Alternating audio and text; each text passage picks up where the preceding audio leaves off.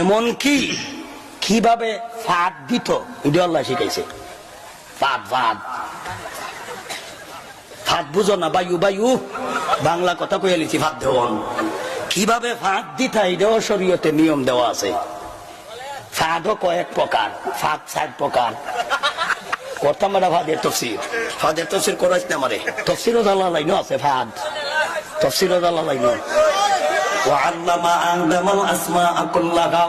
এই আয়াতের ব্যাখ্যায় তফসিরে জালালাইন আল্লামা জালালউদ্দিন সুয়ুতী রাহমাতুল্লাহ আলাইহি ব্যাখ্যা করেছেন মেন ইবারত, হাসিয়া মাচিয়া না, মেন ইবারত।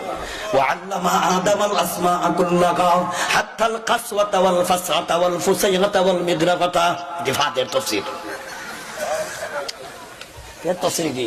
ফাদের তফসির, তফসিরে জালালাইন আছে, খুলে বের করে দেখো। তাইলে আমি ফাঁদ দিলাম কিনা দিলাম না বুঝবো কিভাবে? নবীজি কইছে তোমার ফাঁদ দেওয়ার লক্ষণ 3টা।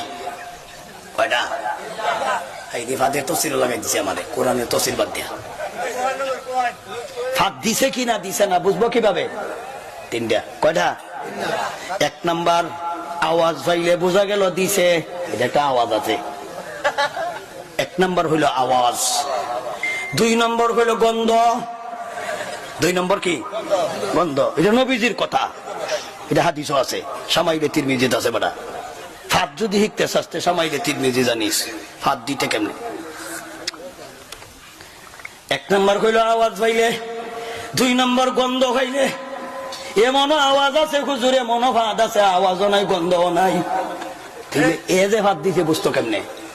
নবীজি কয় হ্যাঁ যে আওয়াজ দিছে হেতেও ঠের হয়েছে। হ্যাঁ এই যে ঠের হওয়া হইল আর একটা লক্ষণ। তাইলে ফাঁদ দেওয়ার লক্ষণ কয়টা? 3টা। 1 নম্বর আওয়াজ পাইলে, 2 নম্বর গন্ধ খাইলে, 3 নম্বর ঠের পাইলে। 3 নম্বর কি?